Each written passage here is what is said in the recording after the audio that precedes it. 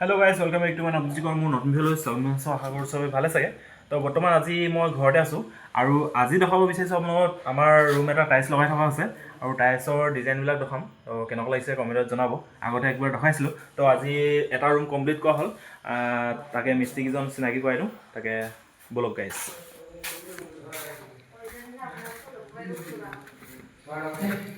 তো এইফালে গাইজ দেখিছে, এইটো ৰুম প্ৰায় কমপ্লিট হৈ গ'ল।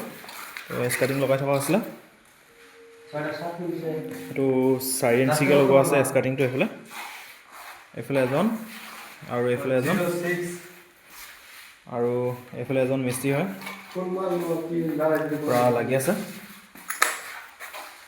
কৈ দিয়া তোমাৰ ঘৰটো কৈ দিয়া। এইফালে আমাৰ ঘৰ চিলাপথাৰ গান্ধীনগৰৰ হয়। যদি টাইলছৰ কাম চাম যদি হয় তো আমাক ক'ব, দাদাক কণ্টেক্ট কৰিব, দাদা কৈ দিব। আমাৰ ঘৰ নম্বৰ চম্বৰ চব দি দিব, কম ৰেটত কৰি দিম আমি। খালি চিট ক'বহে লাগে দাদাক। তো গাইজ শুনিলে এতিয়া।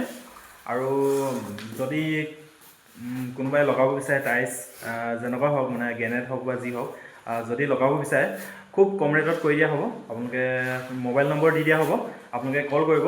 তো আজিলৈ ভিডিঅ'টো ইমান আছিলে, আৰু নেক্সট ভিডিঅ' আপোনালোকক দি থাকিম নতুন আৰু বাকী আছে টাইলছ লগাবলৈ। তো আজিলৈ বাই গাইজ।